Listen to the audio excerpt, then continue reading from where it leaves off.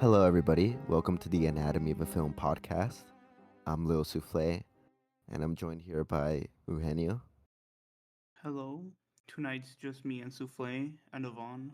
No one else. So Uh, sadly, Bill couldn't join us. Is this the first time where it's just you and me? It is, yes. Okay, this should be interesting. It will. What have you watched recently? The films, I haven't seen that many movies recently, but I went to the theater and watched all three movies in the Three Color trilogy.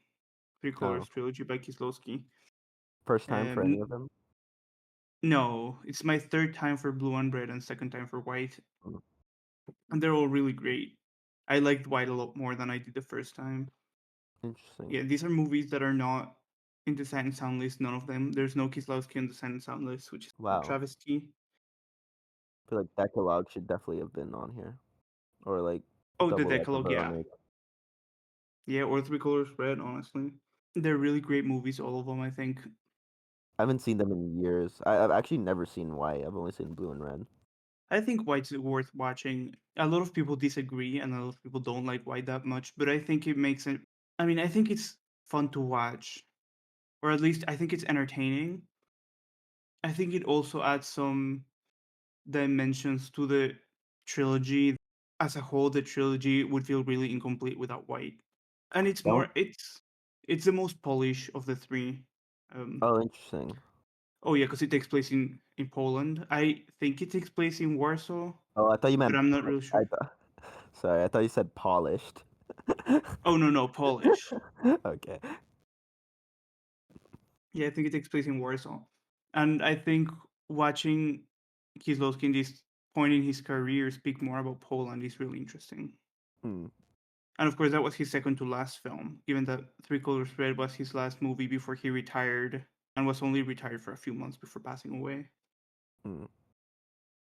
He's a great filmmaker.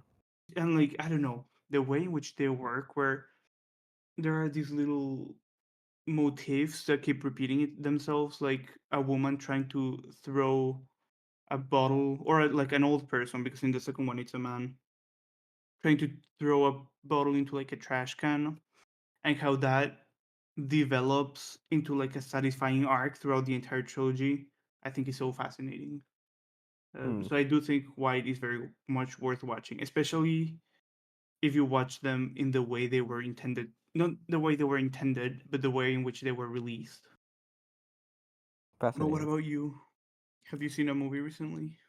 Not much. I've been pretty, again, like it's just been pretty bad at watching movies lately. Mm-hmm. Obvious, besides the obvious wreck, the two movies of note that I saw was Hardcore by Paul Schrader and Mm-hmm. Rosetta by the Dardenne brothers. Interesting. Interesting you watched those movies. I haven't seen Hardcore. I've seen very few Portrait films. I've only seen like I want to say like three maybe, but and I don't have really established opinion on his work as a filmmaker. Mm. I admire a lot of his writing, not only as a screenwriter but as a his books. But Rosetta I did watch recently as well. I think I watched it in the last month and a half, and I thought it was a really great movie. Yeah, it was you who recommended to me because I remember I was looking for something to watch that day, and you said Rosetta, and I was like, why not? Only 80 minutes on the Criterion Channel, and it's honestly a beautiful piece of filmmaking. Yeah, it's super effective and super what's like I have no idea how to describe it, but it's very relevant to its time and even to today, of course. Yeah, of just like In a how workers are like mistreated, and the movie has like a very like subdued but also like chaotic energy to it. Like yeah, just the way like the shots are, like the shot composition and how the camera moves, it feels like very like Safdie-esque. yeah, it's super asphyxiating. As you go along the scenery with the characters, well, with Rosetta's character specifically, how you're so close, always so close to her, and you can't like the camera doesn't let you look away. Yeah, it's almost like you're drowning. So great movie. Recommend it to anybody out there. Yeah, I do too. Won the I Palme really d'Or, do didn't it? enjoy. Yes, it won. It won the Palme d'Or in '99, I think, and yeah, I think David Cronenberg was the juror president that year. Interesting. Yeah, I in a not so lighter note, I didn't really like hardcore that much because which is sad because it's a Hmm. movie I was looking forward to. Like you said, I do Hmm. respect Paul Schrader as a writer a lot. Not so much his Facebook posts as his screenplay, but um, I just feel like as a filmmaker, he's really hit or miss with me. Hmm. Like I sometimes I just like feel like he doesn't understand actors, and sometimes I feel like a lot of like the what makes a scene to scene like shot to shot matter is kind of like lost. And like Hmm. when I feel like when he's directing a movie, like the script itself just becomes like also like very it just becomes very lost, and like there's no like it lacks, well, yeah, structure, but also like passion. Interesting. But there's still some.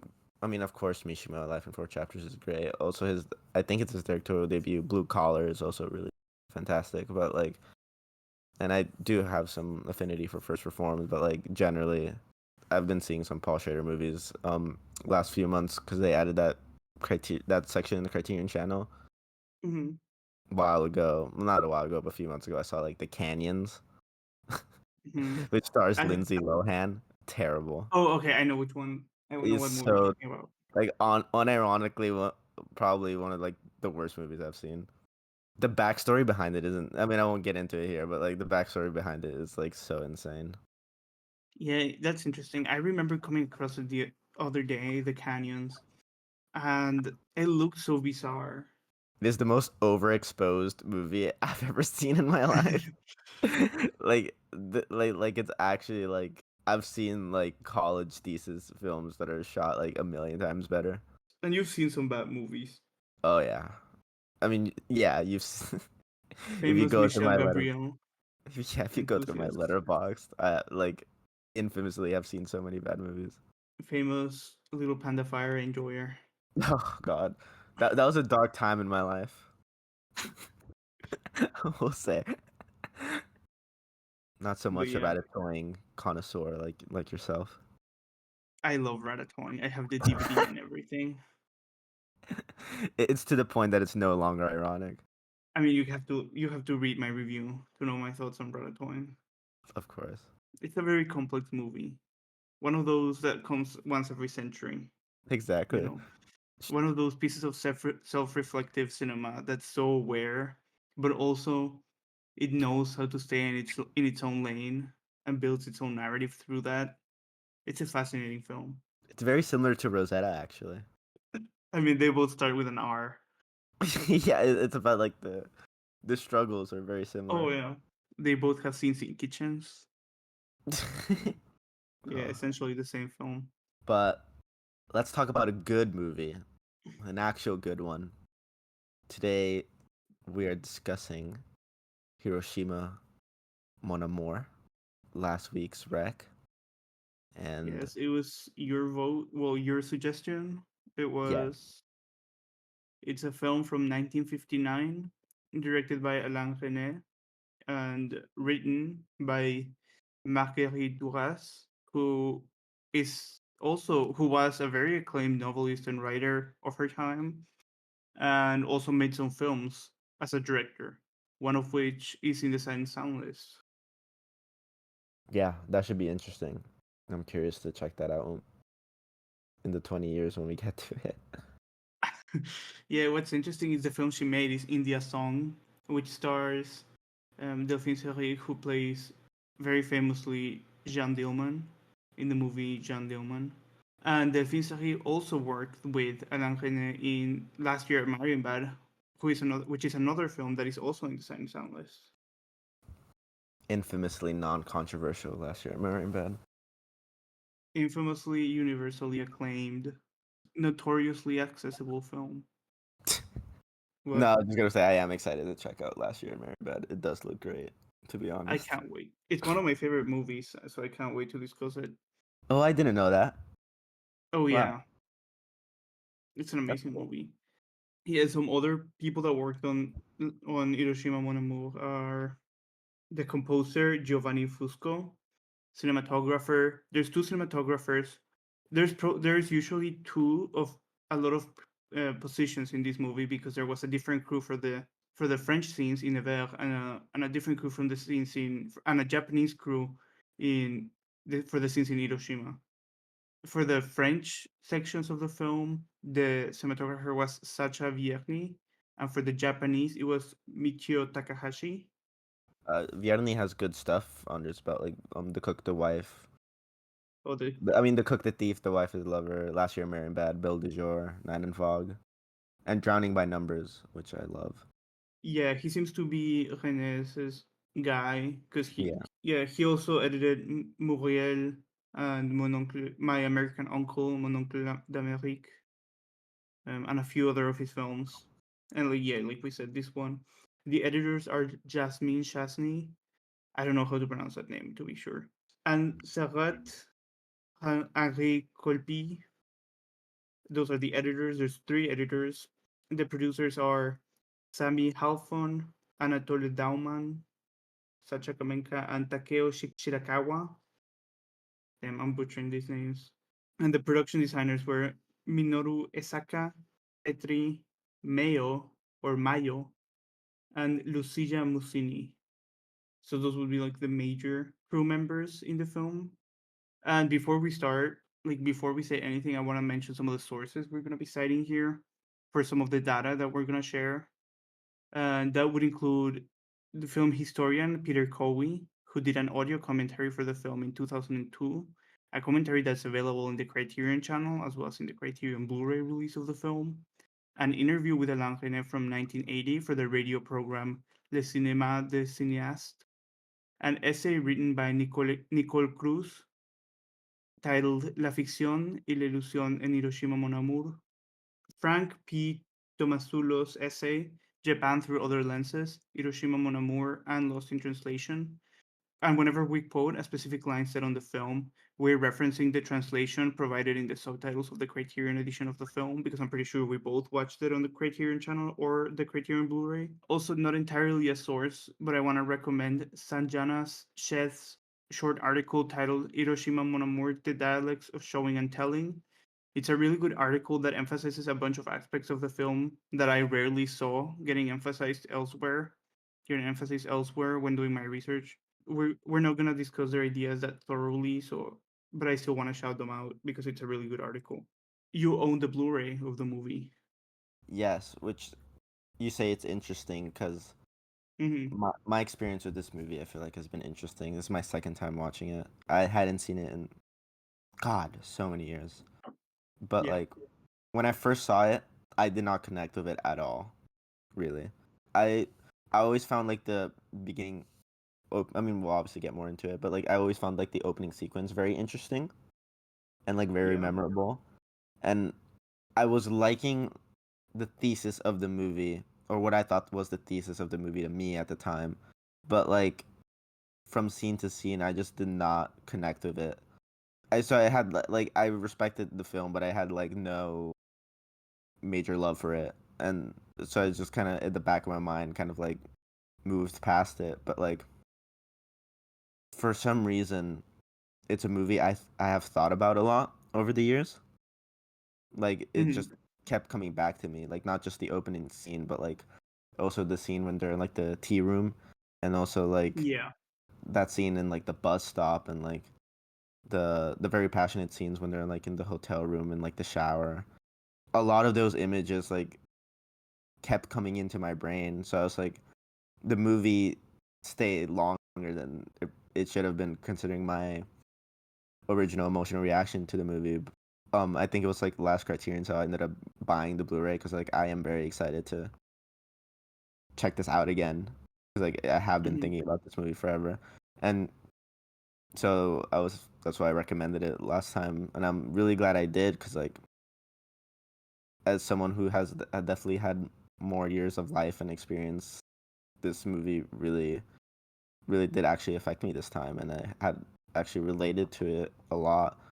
Those like romantic and like aspiring romantic experience ones has like I think it like it captures something about human lust and like humans and also like trauma so well that I don't Mhm. think a lot of other movies capture it as well as Hiroshima Mon Amour, in my opinion. Yeah, I agree. And my first experience with this movie was similar, I think, where I watched it years ago, and a lot of things lingered with me for a lot longer than I would have expected them to, because I wasn't. It wasn't a movie that really resonated with me the first time I watched it, or at least I didn't think it had. But and that, like yeah, like I said, that was years ago, and I still remember a lot about it. Especially, I remember a lot of things about the second half, more specifically the things that happen after the tea room and the tea room itself. The first half was kind of foggy. Like there were some glimpses of the film that I remembered, but not necessarily entire plot points or entire sequences, just like glimpses, which is, I think it's something I want to get into later, given that the film deals so much with memory. For me, like when I first saw it, I took it as more of like a political movie. Like I was more resonant in the fact of like because of what Hmm. of like what memory means for like human atrocities and what memory means for like war and like those cycles that repeat and like how that affects us generationally. And I just saw like the romance between the two characters and like their trauma is kind of just like a symbolism for that. But now Hmm. for me it's like the other way around. Like this movie is clearly more about like the interpersonal connections and those like moments of like lust and like trauma and like just and using Hiroshima as an example is just like a way of like kind of contextualizing that and just showing how like destructive, even though it's at a smaller scale and just like personal, but like it just shows like how it's a good way of highlighting how destructive it can be for oneself in a way. I can see, yeah, I can see what you're saying. That's something I want to get into as we go through the film and as we go through the scenes. The relationship between Emmanuel Riva's character's past, well, her relationship between her character and Eiji Okada's character, and also the relationship between the because I think it's a very delicate relationship, but the relationship between her own personal tragedy with this massive historical tragedy, I think it's one of the most. I mean, I think it's what the movie is about as a whole. It's a really interesting thing that's gonna keep coming up, and as we see scenes that reminds us of that, we're gonna be able to discuss it in like a more in a very profound way. I think it Hmm. lends itself to that opportunity. So now, like right before starting now formally, I am gonna read the synopsis of the movie, and this synopsis was written by user Gary KMCD on IMDb, and it's a French woman and a Japanese man have an affair while she is in Japan making a film about peace and the impact of the atomic bomb on Hiroshima. The man, an architect, lost his family in the bombing. She recalls her lover during the war, a 23-year-old German soldier who later died. Despite the time they spent together, her attachment appears minimal, and they go forward into the future. End quote. I think it's important to note before discussing that neither of the main characters' names were said in the film. Emmanuel Riva's character is credited as Elle in most places, but that is just the French word for she, for the pronoun she. So we'll be calling her the woman. And Eiji Okada's character is credited as Louis, which in French is a gender neutral pronoun that can mean either him, her, or it. So henceforth we'll be calling him the man. And as far as I could tell, the credits only say starring Emmanuel Riva and Eiji Okada. So these nicknames like should serve well enough. And I don't see where the credits, or at least sometimes we're gonna refer to them as the actors who play them. And I don't know where the credits come from. So I assume it's just someone misinterpreting the language. Like they just say like, "Oh, Louis, that must be his name." Um, Or this sounds better than the man or the woman or whatever. Maybe so. And it's interesting because I do want to know that nameless protagonists have had present or at least are established in here as a present for the rest of René's work. Because in his other film last year, Marienbad or L'an dernier Marienbad, the characters there are credited as La Femme, Le Narrateur, et and Le Mari, which means the man, the narrator, and the husband. So Hmm.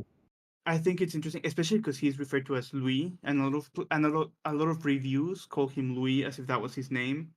But Louis is, yeah, like, that's not a name. That's like calling somebody him. I Interesting. found it, yeah, I found it interesting that she gets called she, like she's the subject of the sentence, and he gets called him, like he's the object of the sentence. I think that's just because that's what they refer to more in the film. I don't think there's any significance to that, but I feel like you could add something if you wanted to. I mean, it is at the end of the day like a part of the movies, a part of the way the movie is presented. So Yeah. I think it's fair to add a meaning to it if somebody wanted to. And yeah, some interesting extra facts about the movie is that the film was rejected from screening in competition at the Cannes Film Festival because the organizers were afraid of offending the US with its inclusion. And that to me is extra absurd given that it was nominated for the Academy Award for Best Original Screenplay in 1961. Interesting. What? Why were they afraid it was gonna? Upset the Americans Yeah. because it portrays what the Americans did in a very bad light, I think, because it portrays it as an atrocity. And I think there's like a tenuous relationship between showing all these images and all these talk about global peace that maybe would have hit some sensitivities, I think, or at least that's what they suspected. Hmm. Because of Howard. course this was a lot fresher. This was a lot fresher. It hadn't even been 14 years from when the end of World War II until the film was released at Cannes. But yeah, and the Academy Award nomination is so shocking. Like not only because the style of the movie, and of course like the condemnation of the use of the bomb could be considered as taboo for the late 50s, but it's also because of the Hays Code. Like it was just 1 year before that Hitchcock's North by Northwest was nominated for the exact same award. And you know that famous unsubtle final shot of Cary Grant and Eva Marie Saint that they're just making out for a few seconds before we cut to the outside of the train where they're Hmm. kissing, and then the train is entering a tunnel and then it says like the end. Yeah. Um, and like that was all you could do in Hollywood back in '59 when this movie was released in Europe. And like yeah, we'll discuss more as we go along. But even in the 1950s, René had the tools to handle sexuality with care and depict it as passionate, and like there's nothing cheeky or teenagery about it. And this recognition is further evidence that the Hays Code in the late 50s was starting to crack. We would see its total collapse by the end of the late 60s. Of New Hollywood. Yeah, with Bonnie and Clyde and The Graduate and New Hollywood emerging. So shall we get into the? Do you want to talk about Rene a little bit more? Have you seen any other Rene movies before this? No, I've only seen Hiroshima Mon Amour. I saw part of Night and Fog from my documentary class Mm, in college, but not enough to have like fully formed thoughts about it. I've only seen these and Last Year at Marienbad. I'm a very, very big fan of both. But yeah, Are some they context. similar? Like Uh, Similar. I think not they're from like a similar. filmmaking perspective, but just on like Oh, thematically, no. I think they're very similar filmmaking wise. I think they're hmm, similar because they both. Well, no, they are thematically. It's it's less like Last Year Marienbad is not as overtly political, or at least overtly outspoken about global politics as Hiroshima Mon Amour. But I mean, it's still very political. It's still a movie, still a piece of art. But I think it's similar in the ways that they're both about memory and subjective experience, and they share themes in those terms more than they do, and like yes, stylistically with performance and editing, but not really with themes. You know, it's not about something that happened in real life. I mean, it's complicated, but it's not about. It's a movie that questions reality. It's more like a movie about metaphysics, I think. hmm, So interesting. yeah, René himself, he was an editor before being a director, and so you can see when watching the movie that he thinks as an editor. you can see how he is thinking ahead of how he's gonna cut the film based on how he shoots the movie. And you can see that because of his heavy usage of montage or with like Yeah, inner cuts. yeah. It's crazy how much the movie relies on montage for like I mean it makes sense for like for like the theme and like this motif of like remembering and also forgetting. Like it Hmm. I think it handles it really well. Reminds me of a Czech movie I love a lot called Diamonds of the Night because that one plays around Okay. a lot with like memory, very Mm, similarly, and how it's edited. interesting. I haven't seen Diamonds of the Night, but I can imagine. When did it come out? Is it in the 60s or 70s? 64, I believe. I could be wrong. I think I'll try to check it out soon. It's Because, honestly one of my yeah, favorite movies. Huge inspiration to me. that's awesome. Hiroshima Mon Amour is making me want to check out more films about memory and stuff. Alain Resnais also edited the first film of arguably the French New Wave, but of Agnès Varda's career. He was the editor of La Pointe Courte, a movie we talked briefly about last time. I don't know if that was his first role as an editor in a feature film, but that was, I mean, that was his first major credit being in Varda's first film. Mm, And of course, he's a filmmaker associated closer to the left bank of the French New Wave than to the right bank.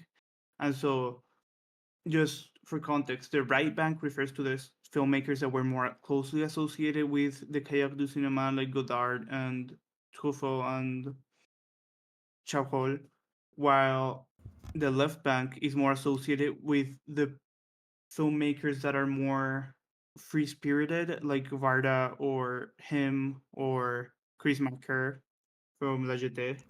yeah. Yep. Sounds so lame. So, yeah, La Saint Soleil, La Jetée, those films. So this is kind of like his what he gets. Mm. Yeah, I can see that. There's definitely very similar like stylistic patterns too with these movies. Yeah, for sure.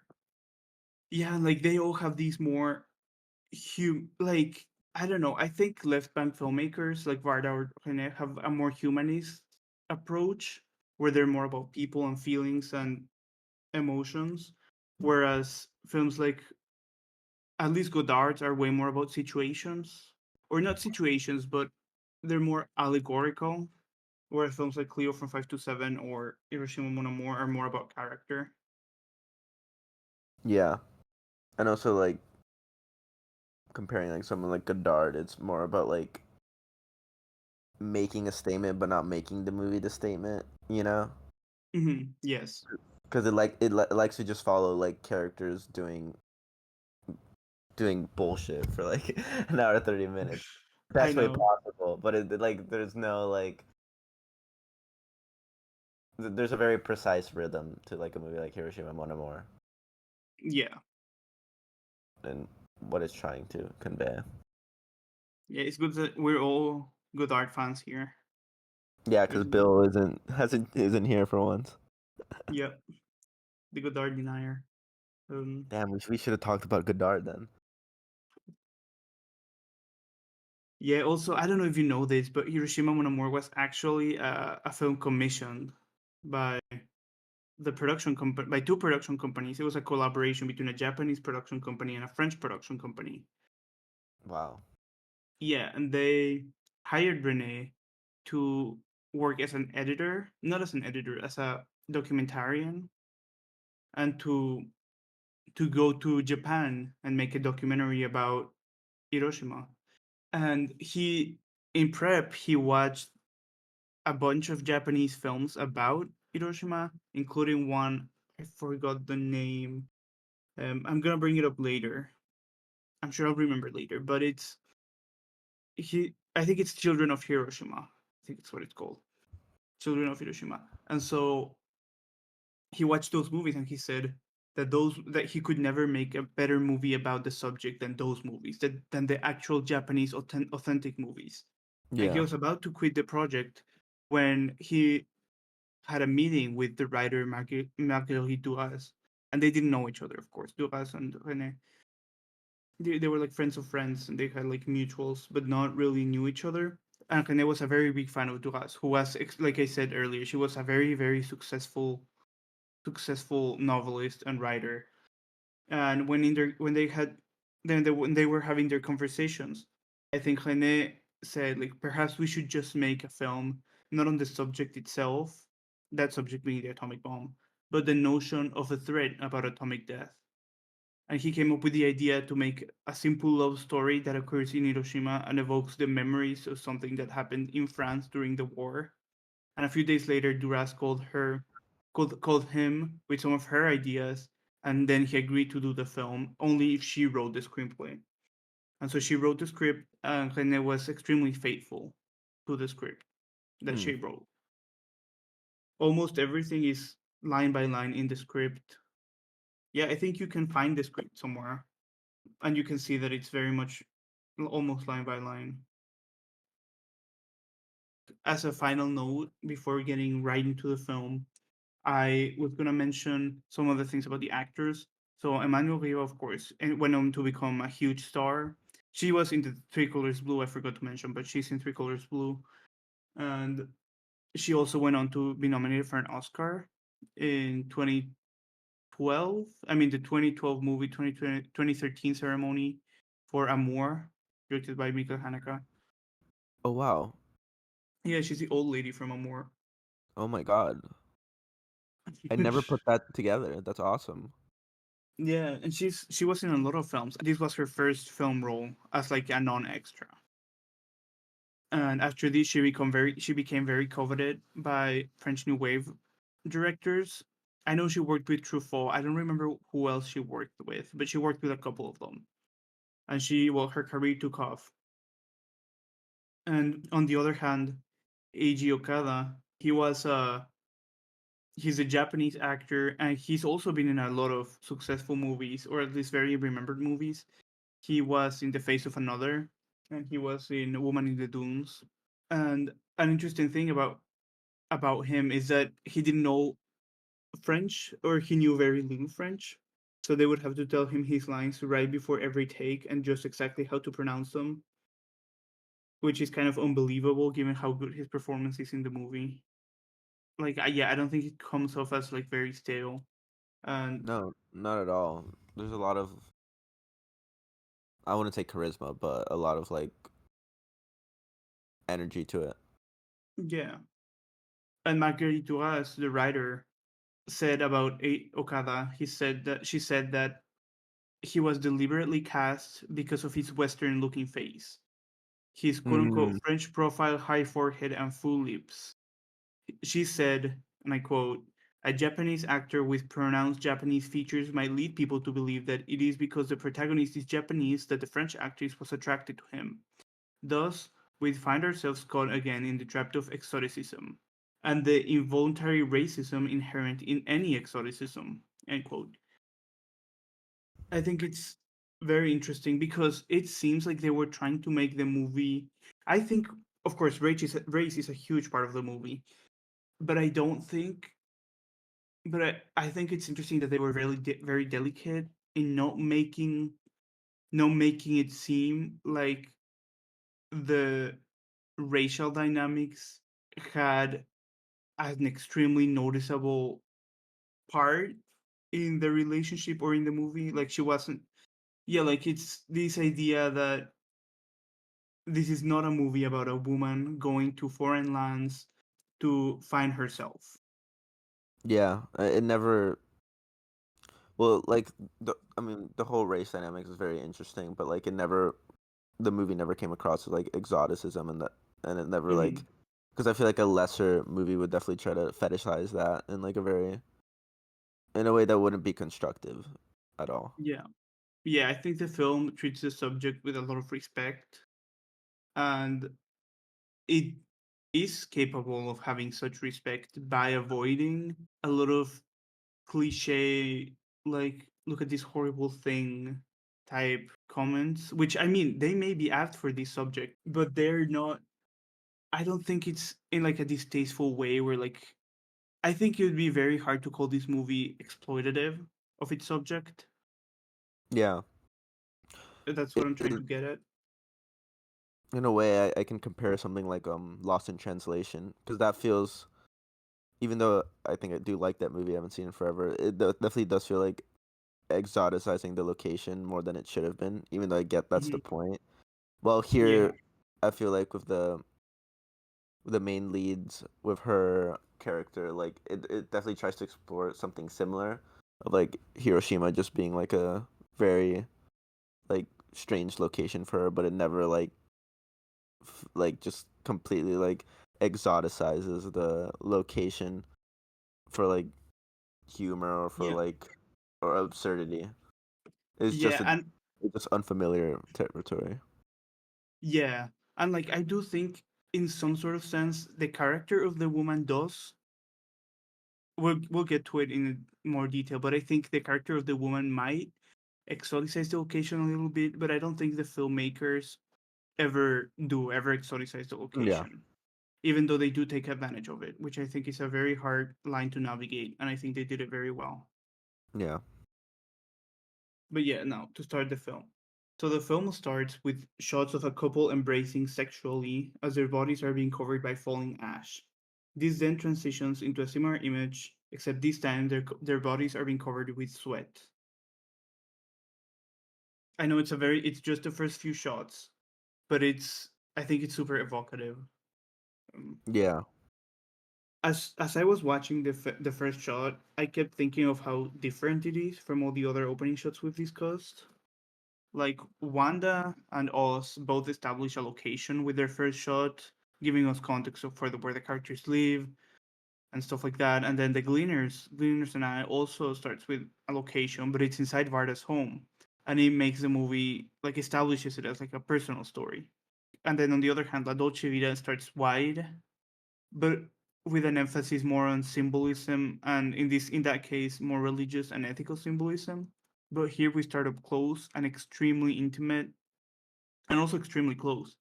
And what Rene establishes here is a relationship, a connection, or like a passion between these two characters.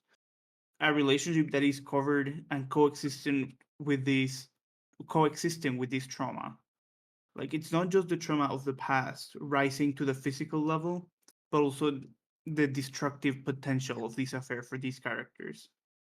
And then, like in a blink of an eye, the ashes are gone. Maybe the characters have risen from the ashes with the help of their embrace and their passion on one another, like being healthy to love and to overcome.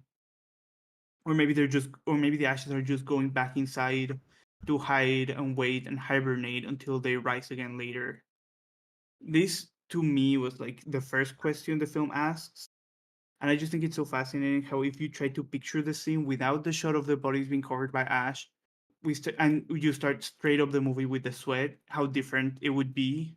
Like it may come across as more erotic or enticing as a film that starts with just passionate lovemaking, but this one element taints it, and it is now a shot of like doom and despair and horrible things that you associate with the shot and the relationship. no, that's very provocative. I really can't add more to that.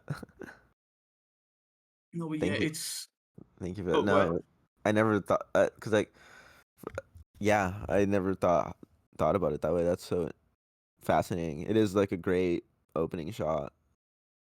Yeah, like could you imagine? Like I said, like could you imagine without the ash and with just the sweat? Like at that point, it'd be a completely different movie. Yeah, cause like the sweat like signifies like the lust and like the, even though sweat is like more usually more seen as like kind of like a, not disgusting, but more of like a, has a more negative connotation. I feel like here it's used more for Hmm. like for like lust or like wanting something or like something romantic, while the ash is more seen as like the, like you said, like the trauma or like the destructive potential of it. And it's like it's an interesting juxtaposition because like it's two negatives, but one of the negatives is kind of like used in a positive manner, if that makes sense. Yeah, because sweat, you think about sweat and it's disgusting, but in this context, it's like passion and Yeah, stuff like that. And you're like, even if you think of sweat as like gross and disgusting, you see the alternative. You know, the alternative to like love, and it's horrible. yeah, because like because like maybe it's reading too much into it because but it's also an adulterous love affair. Yeah, So it's like so I guess that also coincides with like lust being like sweat being like lust and like passion, but also like disgusting, not to be yeah. proved. Yeah. René once said, which makes me like, this is the first time I think I'm gonna bring this quote up, but I think it's very much at the core of the entire film. And he says, René once said that suggesting the horror is way more effective than actually showing it. Because when you show the disturbing images, they lose all their power. And with that philosophy of horror is how Hiroshima Mon Amour discusses the catastrophe. We'll get to it soon, but René did not find the use of just facts and real life images effective to convey the true horrors of what happened. He and Duras make the history relevant to every scene, but they maintain the history and the event in the background. Mm. Yeah, like later we'll continue to explore why that is so effective in achieving what is the one of the main goals of the film, at least according to me, which is to teach us how to understand tragedy that does not affect us directly. But like for now, like I just want to point out how the horrors of the past are just present in the entire film and are what truly is at the thematical heart of the movie. And at the end of the day, I consider this a movie about the aftermath of Hiroshima, or at least the bombing of Hiroshima, not about just like a white woman having a profound experience in an exotic land, like we said at the beginning. It's just that to convey that horror most effectively, one has to allude to it, not show it, like Rene said. And this horror, I feel this nightmarish event that happened, real event that happened, the bombing of Hiroshima, just hanging in the background of every single scene in the film is so much more powerful than if he was to tell just like a story of what actually happened in Hiroshima. And because I mean, in a way, this is not a movie about it's a like yeah, like it's not a movie about the event itself, but more so the aftermath and the survivors and how that has affected them, and that how that affects the city and how that affected the rest of the world. Yeah. No, because like in a similar light, this movie could easily be a movie about her love affair with a German man and what happens. You know, Yeah, like but it I feel like one could make like a screenplay about that, but like it's more about like her years later, like and kind of yeah, still dealing with that trauma, which is substantially more interesting. yeah, we'll get to it. But I think the film always stays in the present, like Yeah. you were saying, and it is about the right now, as much as it is about memory. And I also just admire the boldness of the opening. It's not just the ash, but just the decision to start with sex. And the film never makes a big deal about the sex. It is treated so like super nonchalantly, even by the characters. Like they don't seem to think that much of their affair. Yeah, this is true. They seem like hardened by their marriages in a way. Yeah, they don't really like the regret doesn't come from the fact that they're married. Yeah, it does not at all. Yeah, for her, it's more about, I think, like the guy does not regret it at all. And for the woman, I think her regret comes from more so having betrayed her former lover, Yeah, feels like she's um, still like betraying her former lover. rather than for betraying her actual current lover, her husband, and her Yeah, children, because she has children. And in the as they are having sex, a voiceover of the man is telling the woman, "You saw quote, you saw nothing in Hiroshima, nothing." To which she replies, "I saw everything." And then we see an array of archival footage, both fiction and documentary, of the aftermath of the bombing of Hiroshima and of her time in the city so far, set to the tune of their conversation. Here, that line, the where he says, you saw nothing in Hiroshima, and she says, I saw everything. It's, I mean, I think it's clearly like alluding to how well, and we see to the with the effects. She says like, I've been to the museums, I've been to the hospital, I've been here, here, and here. I know the facts. She starts telling him what happened, but she never lived those events, not truly, No. and she didn't live with the aftermath of those events. Like she did in a way, but not but in a geopolitical way. It was more manifested through just fear of the Cold War, of like the nuclear war happening at any moment. René said in her conversation with Dura almost 70 years ago, he said like that as they were talking and having that conversation about Hiroshima Mon Amour, there were planes flying with bombs that could explode at any moment all over the world. It's true and it's terrifying, but it's not. She was not affected in a personal level by the tragedy, but she still thinks she knows what happens, which is a very like it's a very Western statement to make, or a Yeah. very yeah, a Very tourist very view. what? It's a very tourist view because like all the old Yeah, things she's consuming is just like museums. Like she's not really like, and she's like shooting this film, but she's not really like, it's not like she's talking to like victims of the event or anything. She's just like living like a very backseat, the very backseat view of it into every all of this. yeah, she's experiencing it through the whitewashed experience, Yeah. and I mean it's a very colonialist point of view, um, but also I mean it's also fair to point out that the Japanese were a colonialist power themselves in the 20th century. But still, it is a very colonialist point of view to be like that they know and understand things at a deeper level. Yeah, it's just interesting. And a criticism I saw about the scene, about the montage itself, drawn from mixing documentary and fiction, is that when deciding, and it's just used in general, honestly, but like when deciding what to show and what not to show, which is a key responsibility of the documentarian, the director will be biased towards showing images that relate to their fabricated narrative, and therefore like distorting their initial meaning of those images. And while I don't necessarily find that to be inherently problematic, it is dangerous.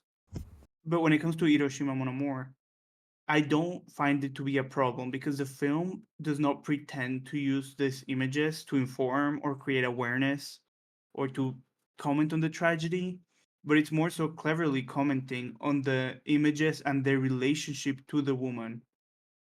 She seems to believe that she knows the truth about what happened because she did her research, and like we saw her visiting the museums, taking the tours, going to the city, watching the movies about Hiroshima. But this learning experience has been like extremely whitewashed, and she may know the facts, but the suffering is still foreign to her. She Mm. says that she weeps when she thinks of Hiroshima, but does she understand? John Waters, of all people, said Oh, that. Yeah, I did not expect that name to be dropped today at all. yeah. John Waters said in his interpretation of the film that this is just a theme park ride for her. As much as she Yeah. wants to feel, she's never gonna be able to, and so her experiences will always be secondhand. The Yeah. videos we see in the montage of the aftermath are not even documentaries. They're from the film Children of Hiroshima we mentioned earlier, directed by Kaneko Shindo. And compare her emotional reaction here to the montage we see of her retelling the events of her time in Nevers. From her perspective, then the latter seems a lot more tragic. But of course, how could that be when one is one dead and the other one is upwards to 80,000? Yeah. But no, he's totally right because like her emotions feel like very westernized and very like not genuine at all. Like she might believe it, but it's not really Yeah, genuine. It's and just it like kind of false sympathy. yeah exactly, and it asks of us like, do we know about Hiroshima? Do we know about these tragedies? Like I can go on the internet right now and tell you thousands of facts. Like for example, I know just a random one that came off the top of my head. There were 47 hospitals in Hiroshima, or 48, and 45 were taken out of service, were unusable. So like only three of them were still capable to be used. And you can think of that, and I can tell you, somewhere between 800 and 150,000 people died. But what does that mean? It might make us sad, it might make us cry, but do we really understand what actually went on? Like, no. It's like, I know this is another crazy ass person to quote, but it's like Stalin said, one death. What the fuck is going on right now? What is happening? It's like he said that one death is a tragedy, a million deaths are just a statistic. Statistic. Yeah. And I mean, of course, I don't know what context he said it on. I mean, it's probably just some sort of justification, but in this context, it makes sense because we can hear about something horrible that's happening. We can hear about the wars that are going on all over the world, but we don't really understand what it is like to be in a war. Like we don't know this tragedy, and knowing the facts, we could understand better. But knowing the facts and being taught through ugly images, well, not ugly images, but disturbing images, being taught through disturbing images of people's bodies and their reactions to the effects, they won't really be effective into teaching these to get to the core of people. Because like think about all the people who are in power, like they know all the facts, but they don't care. If they understood better what actually happens in these people's lives, what they're doing to people's lives, maybe the world wouldn't be the way it is. Yeah, I mean, I don't doubt human empathy, but like you said, it's just impossible for, and myself included, to like just truly be able to wrap my hand around it, or like truly empathize and like understand like in, insane things that happen around the world. That's why like in the context of the story, like her personal story in a seems more tragic, because it's like it is something that she is familiar with, and hence us, the audience, being as we're seeing it through her eyes mostly, are familiar with more too. Yeah, and it's more graspable, Yeah, you know.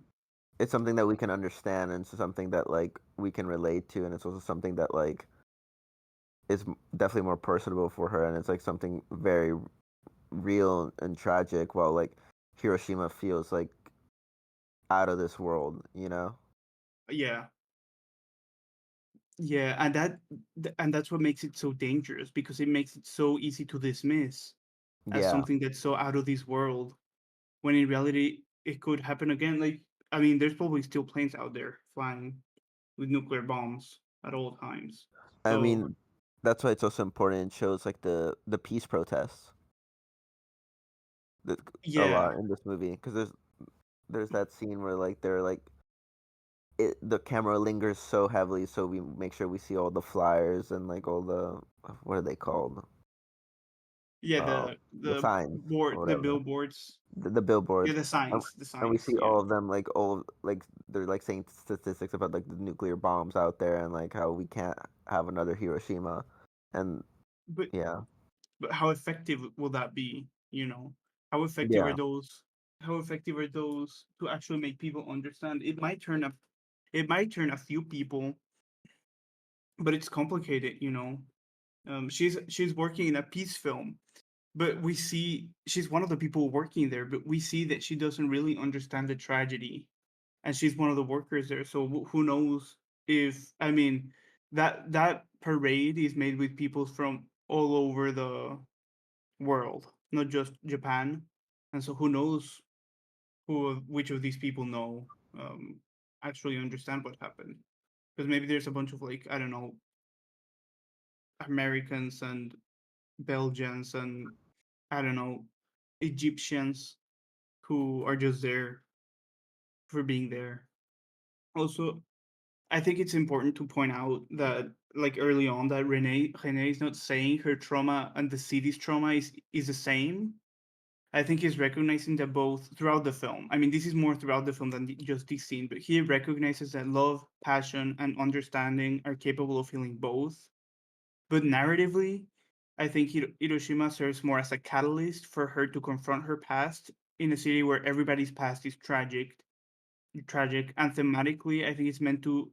I think it's made to make her and by extension us empathize by making us project our own personal suffering and tragedies times 80,000, even though that may sound ridiculous.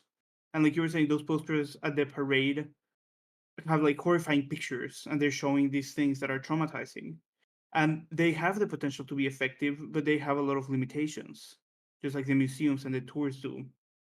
And what I think Rene's greater point is here is that the way to learn and understand a tragedy as massive as this one is by, yeah, like projecting our own internal struggles onto it and relating it before trying to understand its scale.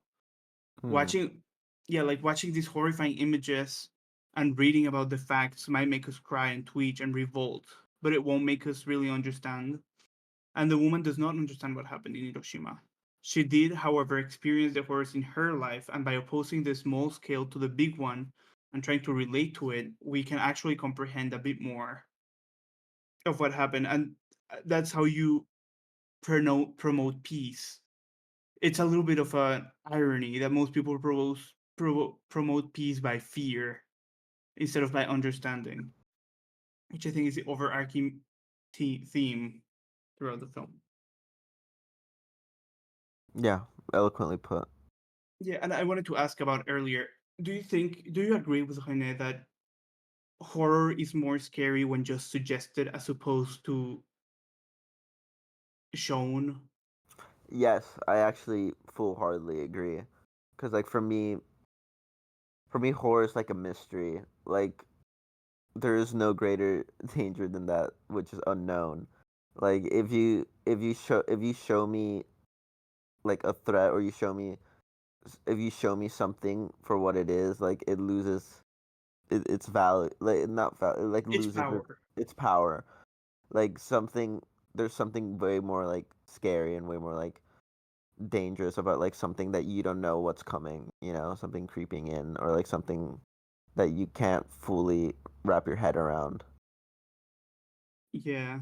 It's a difference between seeing a squisher and hearing a story about it. What is going on? But no, yeah, I think you're right. And when you look at even horror movies that try to like analyze and study what fear is, so much of the fear is in the anticipation rather than in the actual scare moment, because you're just thinking of all the possibilities and all the possible horrible things that could happen soon. And it's this horror that it's this way in which the film is also making a horror movie about the threat of massive atomic death and massive atomic war. This is just that suggestion of what could happen to, not about just what happened to one city, which of course the film, like I'm stressing the point that it is about that, but it's also about what could happen to every city. Layers to this movie. Like it's I know, about so many different things.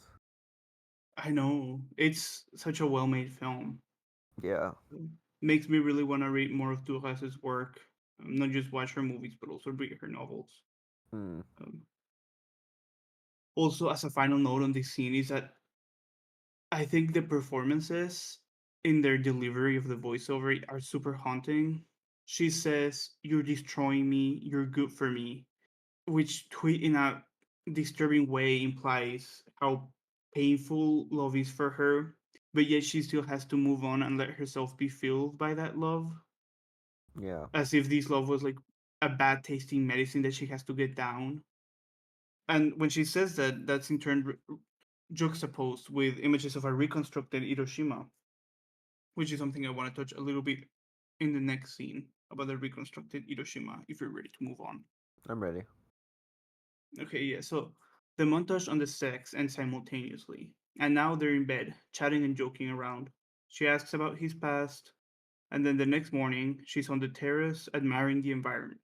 and getting some air before coming back into the hotel room where she sees the man's hand twitching, which in turn reveals something about her past. Then they spend the morning together, showering and talking some more. And the reason why I wanted to talk about the reconstructed Hiroshima is that here we learn that the man is an architect in this scene, and he probably helped rebuild Hiroshima. Maybe this is a stretch, but I thought about it and I want to share it anyways. By rebuilding the city, he helped it heal a little bit, and then he also, in a different way, aided the woman to heal from her past trauma Hmm. by helping her come to terms with her past. I just thought it was an interesting parallel how he has taken this role as some sort of bridge between the past and the present. No pun intended, because he's an architect. Yeah, because like architecture, like especially him being in Hiroshima, is like about rebuilding Hmm. what has been destroyed, and in a way, he's trying to rebuild her, like Yeah, try to find some happiness in her because he definitely is more outward about like this connection they both share, and throughout the movie, he's trying to chase for it. Um, yeah, so he's definitely trying to like to construct something that has been destroyed or damaged with like her trauma with the German soldier and so forth, and then yeah, like loveless marriage. yeah, like reconstruct. And she says in when they're having sex in the last scene, she says something along the lines of like it's like a very graphic, but she says something like destroy me or deform me, or like make me again or something like that when they're having sex. And so, Hmm. and I also want to touch on like I think it's interesting because I don't think he necessarily is working for her arc. Like I don't think this is a movie about her and he's in it, or a movie where he's just a supporting character. I think the movie's about both on the same way, but her while her horror is being told to us directly, his horror is like suggested and alluded to by the setting and by the little conversations, and that's how he has his role, and that's how he comes into his own role. And he also, I mean, for as much as we know, because we're more in her head than we are in his. That's a reality. But she might be doing a similar thing for him. You know how he gets so hung up on her at the end of the movie. And another thing that happened here is that one cut of the hand from the past to well from the present to the memory. Just that transition is so clever and cool, like that match cut. There are many visual connections and match cuts like that one in the movie. Another one I want to mention is when she's sharing with him what happened in Nevada, and there's a match cut between the images of her being comforted by her mother, and they start hugging, and then she hugs, and then we see her hug the man in the tea room. And that's also Yeah, the first indication of how the rest film will handle memory, and it doesn't have the traditional flashbacks. It's like you said earlier, the act of remembering is happening in the present. It's not a yeah, journey back in time to glimpse a different story with the same characters play out. Like when you remember, you're not like sitting there closing your eyes and all of a sudden you're back in time and you're reliving the experience. You're just it's just flashes that come into your mind. Like we were saying at the beginning with the movie itself, how we remember some aspects of the movie, but not all of it. It's just like a little glimpse with where things play out, and it's subjective and it changes over time and has all these qualities. But yeah, like they're flashes and they're not always in order. But yeah, did you? What about the match cuts? Did you, or did you think anything about this specific match cut? I'm gonna be honest. I didn't have any specific notes on this specific match cut, but I mean, I mean, I already talked about how it uses like flashbacks a lot and like those like montagey scenes because it definitely is very like real to like the human psyche and how we remember Mhm. things, especially when we're telling a story. Yeah, that's how you can tell that Rene was an editor because of how much editing is. Like editing is so important to the movie. Yeah, I Um, I don't know if you know more about this, but mhm. originally I remember reading somewhere that originally the flashbacks were gonna be different, How so? How different? just the way they're like gonna be shown as a past. Okay. Because I felt like this act of like staying in the present came later. I could be wrong though. Yeah, I mean, I'll have to read the script to make sure how they were in the beginning, but I find it so hard to believe that that's how they would be, you know. But not what you're saying. I think it's so hard to believe that the way they ended up being is how they were written in the script. Yeah. It's so much like this way of using memories and flashes of memory is so much more akin to novels and literature than it is to film traditionally, where you can see in the text like which reminded him of blah blah blah, or his thoughts went back or her thoughts went back to when blah blah blah happened, but the characters are still there. We just leave for a couple lines before returning back to the actual scene, and I think that's more akin to how the film is structured here. And I wanted to ask, I don't know if you remember, maybe you could pull up the film if you don't remember exactly or don't know exactly what I'm talking about, but like what did you think of the lighting in these scenes and the movie as a whole? I think it's just so expressionistic. Yes. Um, It's almost sort of like a noir at times. Like yeah, just the way shadows are used. I yes, mean, the exception is like the when they're going off and like where they're like at the parade. But like aside from mhm, that, like at the tea room and like all these night scenes, like it's like very like almost like kind of like German expressionism. How like the I know. how like the shadows and the balance is used is very interesting, and it's like it's more apparent in like the lovemaking scenes. Yes, I think those were recorded or well filmed with in 16 millimeter. I think. Yeah, that makes sense. Yeah, they're also grainy.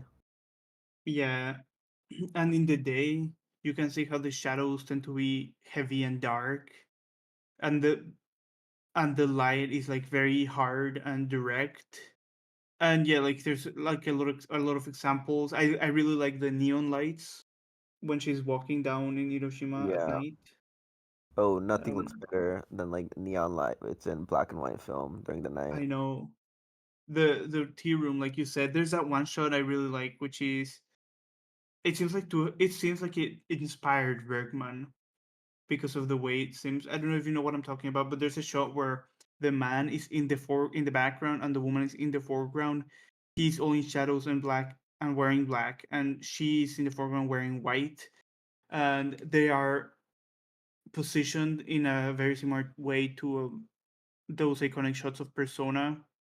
He's drowned in shadows and she's beaming with light. No, I know the shot you're talking about exactly. It's a great shot. It seems I wouldn't be surprised if Bergman really enjoyed this movie because of Or how it seems to or have he hated inspired it. his style. That won't surprise me either. Didn't he say once that he only liked 20 movies? Yeah, he said that Godard sucked. Oh yeah, but he I was a mean, hater. he also said that Antonioni sucked, except for Blow Up, which is an interesting take. Yeah, he said that he choked on his own pretentiousness or something like that. Yeah. Um, At least he didn't put fucking Persona in his top 10 movies of all time. I can't Everybody believe hit. Fellini did that. That's so crazy. Wait, who did that? Fellini put 8.5 as the 10th best movie of all time. Oh yeah, Simon Lang did that as well. He put Goodbye Dragon in as one of the 10 best movies of all time Oh my god. in his Sight and Sound ballot. A lot of people did it. There was a guy that put just four of their films. Yeah, That's person. crazy to me. That should not be allowed. I know Goodbye Dragon is a just Pong's favorite movie, so you probably put that. It's a great movie. Yeah. After their morning together, she starts getting ready for her shoot later that day, getting dressed up as a nurse. She says that she'll depart for Paris tomorrow, so he starts to ask her if they can see each other again. It is heavily implied that this was the first time they saw each other. They leave the hotel, and after he asks her a series of questions, she leaves in a cab, hesitantly saying that they will never meet again. This is what 24 minutes in, maybe a little bit less. So far, the movie has been mostly only about Hiroshima, but here is when Nevers starts coming into the picture, and of course, Nevers is a place more associated with her than Yeah. with anything in real life.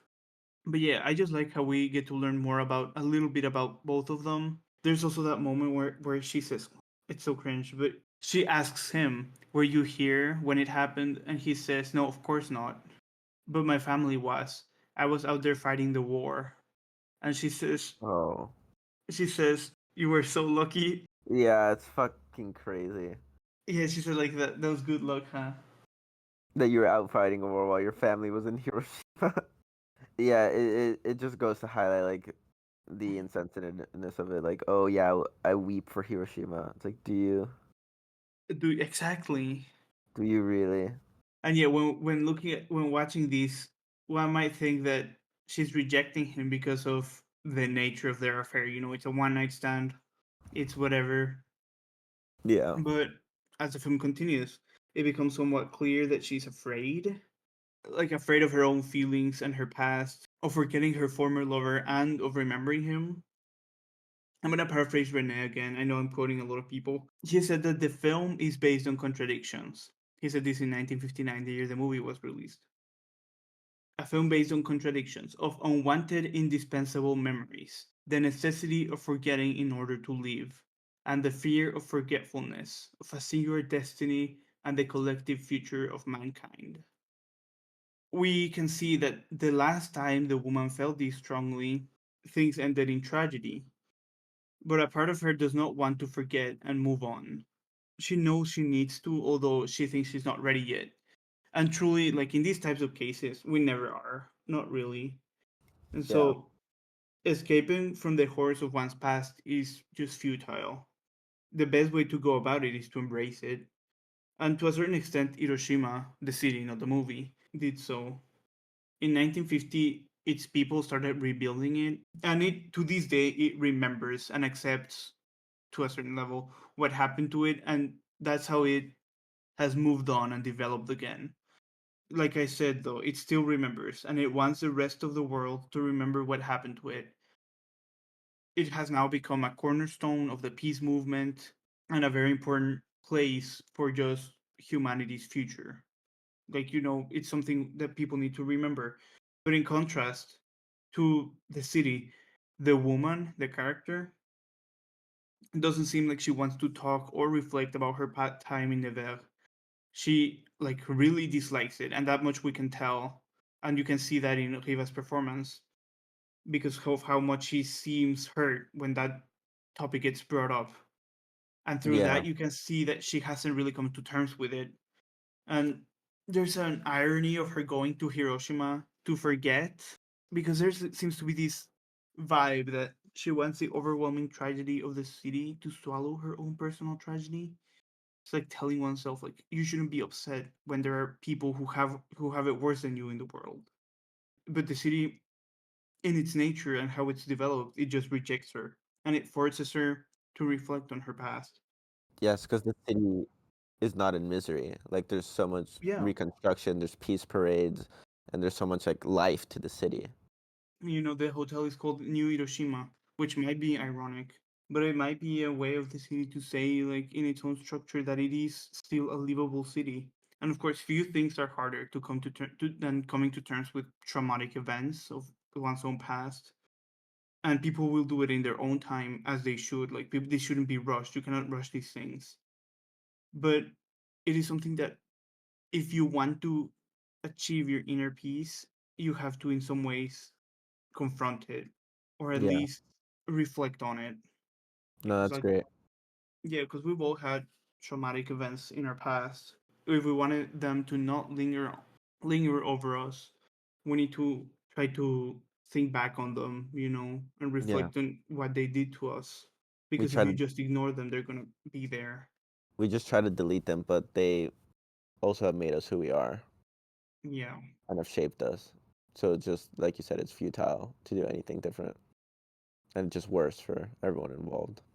Yeah. Also, this is a beginning of the man's arc of trying to Trying to like get her. yeah, like trying to get her to see each other again. Which I mean, it's a trend, and we'll talk about it more as the movie goes on. I think it's something I want to bring up later. I'm just gonna put a pin on it for now. And just one final thing, one of her lines that really resonated with me was that when she was getting ready, she says that she has quote unquote dubious morals. Oh yeah, And the man asks her what that means. And so she says that she's doubtful. I'm paraphrasing here. She says that she's doubtful about what general people seem to think is morally right. She says she's doubtful about the morals of other people. Yeah, and like that works as a clue or an indication that she really has no guilt about her extramarital affair. And we know that, I mean, we know why she would come to think like this because of her own experiences in Ever. But this is also like an implication that she's done this many times before. And this affair would have been the same, like just another one, if he had not been as insistent as he was. I think it also touches on how she feels about the reaction and general reaction by the others of her town, and also the her own Hmm. reaction about the between her love affair with the German, because that was also something that was pretty taboo and kind of interesting because it was like the Germans were occupying France at the time. Yeah, it's like, what's that film? Oh, That Heaven Allows. It's like in All That Heaven Allows or A Leaf Here It's the Soul, where it's Haven't about. seen it. You haven't seen either? No. You would really like A Leaf Here It's the Soul. Yeah, never seen a Fassbender. Oh, you would be a Fassbinder fan. Yeah. Isn't that crazy? I guess it's not as I, crazy as not seeing a Varda either, but that got changed last this yeah. weekend. Like, we all get to it. We all have blind spots. I've never seen an M. Night Shyamalan film. That can remain a blind spot. Some people would disagree. There are many major filmmakers. I've never seen a film by. I've never seen a Werner Herzog film. Oh, Um, I mean, there's gonna be a time for all of them. If you haven't, it's for a reason. yeah, for sure. And then a few hours later, the man has followed the woman to the shooting location of her film. She seems happy to see him despite the nature of their goodbye, but is once again confronted by him wanting to see her again. Here is where we get shown the anti-war parade that the man and the woman are also watching. She seems very upset by the parade, as if the magnitude of the tragedy is finally hitting her, like it hadn't before. And so they leave for the man's house.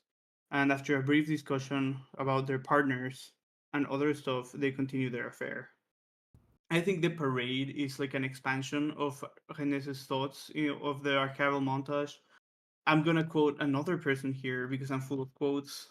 Yeah, go for it. I'm so curious who this person's gonna be. It's actually not crazy. It's Damn. one of my favorite critics, but this is Andrew Saris from The Village Voice. Mm.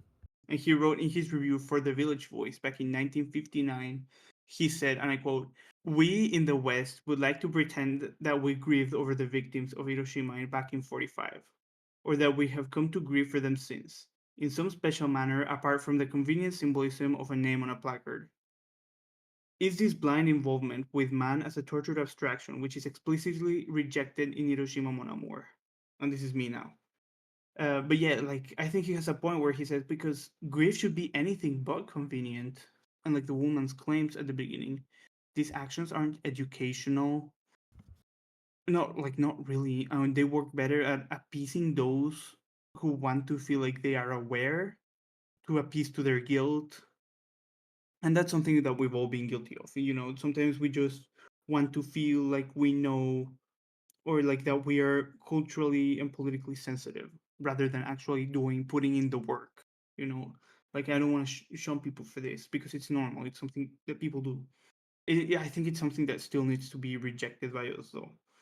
And it's sometimes these parades and these museums are more to appease these sentiments in people rather than to teach the actual effects that the catastrophe had. Well, the effects of the catastrophe in a way that hits at people on a more impactful and personal level. It's not good to be more performative about these things, but it is human nature to try to seem more empathetic, I feel like. And that is one of my. I know I've enjoyed every movie we've discussed so far, but I am not a fan of every movie in the list. And No.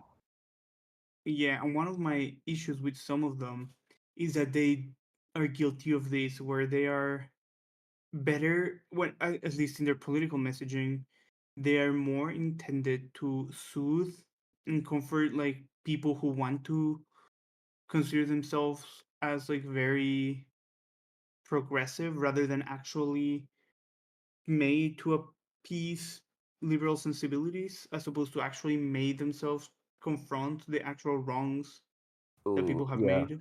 I agree 1,000,000%. Because it's also like a issue in just grander Hollywood and like definitely the Academy Awards of a lot of the movies striking. Absolutely. Because like thinking about it, Green Book is like a script made by like two white men that have never really encountered racism in their lives before, and these are the people who made Dumb and Dumber, and they're just writing this script to like basically gain sympathy and win an Oscar out of it, you know? Win an Oscar and tell like the oldest members of the Academy, the 60s and 70-year-olds, like, hey, aren't we all so evolved now? Yeah, Yeah, it's honestly disgusting. And so I think it's a very common thing in movies and art in general, and even beyond art, just a lot of it's super present in media as a whole.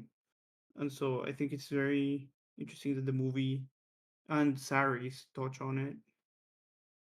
Also, well, later in that scene, not about the parade anymore, but in the when they're having the conversation, that's where we find out a little bit more about the woman's past. It's like her first big breakthrough in revealing something.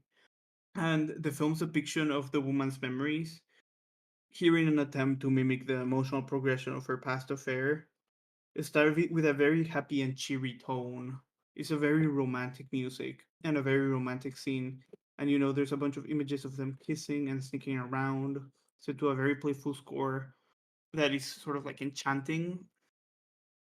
And the reason yeah, why I point this out is because I want to illustrate how complex Renee's memories are. And the memories we see depicted here have their own life and their own tone, which is so effective at replicating the inherent subjectivity of memory. It's like he's making a brand new cinematic language, because when you think of older movies and how they approach flashbacks and memory, it's very different. And I'll talk about it in a little bit. Um, but yeah, later that day, the man and the woman go to a tea room where she starts sharing her last months in Nevers with Okada. She had a German lover who was killed the day they planned on departing Nevers. She stayed with his body for a long time, refusing to let go. After the liberation of France, she was publicly humiliated for sleeping with the enemy. Her family then hid her in a cellar to save her and themselves from shame and angry mobs. After the story, she confesses that the man is the only person she's ever told this to, which makes him feel euphoric. yeah. He's like, I'm the only one who knows this story. Like he's really Yeah, they have a connection. like he feels very proud, and this definitely adds on to him like definitely wanting to get her to stay in Hiroshima and getting following her because he's in his mindset. It's like she opened up this to me. Like we definitely have something special. Yeah, we have a connection. Like, does Yeah. her husband doesn't even know, which I think it's like, yeah, a major breakthrough into making this the person that she's gonna be able to move ahead with. Some interactions both here and in other scenes have Okada's character and the German lover appear to be just one person. I don't Hmm. even notice that, but No, I didn't. the man often like puts himself in the soldier's shoes, and he recites his lines in the first person. And I think it's like implied that he's beginning to understand her and her story on a deeper level. He's like actually asking questions and putting himself on the shoes of this guy. And there are scenes where like she's screaming and she says, I screamed your name, your German name. But yeah, it's like him putting himself in his shoes, and this is how they're kind of relating to one another. And there are many parallels between the man and the soldier throughout the entire movie. One that's unsung, not very discussed, but perhaps the most relevant is the fact that they both fought in the war as enemies of the French. Of course, like that was the main cause for her public humiliation after all. A Yeah. public humiliation which, after the war, it was through French women who had slept with German soldiers were identified, and then they would short their hair and publicly humiliate them, to like as a way of marking them. And this was not done by resistance soldiers or governments. It was just like the people of the town, which can be some of the most dangerous people, as history have told us. Just random people. Just the judgment Yeah, the without judgment. understanding deeper emotion, just seeing things for the very surface level black and white and not seeing the complexity behind it. And so, yeah, despite having had multiple affairs in the past, this is the one that makes her memory return with such like inescapable intensity, which I think is in Yeah. part because of the strength of their passion, but also these little parallels. Yeah, I love the little moments in the tea room that you can tell like this is very soul crushing for her. Like she's like, give me a drink when the drink is like right in front of her. Oh Like yeah, like make like yeah, like he make me has to drink from like it. yeah, like he has to like serve her the like pour it down her mouth basically. And it's just like that imagery of like the different like beers and her and him pouring more beers for her is like very, I don't know, it was very striking to me. Yeah, I know what you mean. Especially the way it's shot. Like the Yes. like I feel like like the shots feel like a little crooked. Mm-hmm. And again we talk about like that like expressionistic like black and white, especially this is very apparent in the tea room scene. And it's like there's something so like dour like because this is like such a huge revelation and it's like so like I feel like the filmmaking wise we definitely do get the intensity of what she's saying. For me like the shots in the tea room are more striking than the shots in France. Yeah, I agree with that generally, but I will say, like, especially I do like. I think the shot decision and the shot composition are so great. The white shot, or like the master of them talking at the table, I think it's really, really great. And of course, there's a lot of like little details. Like the inserts are all amazing.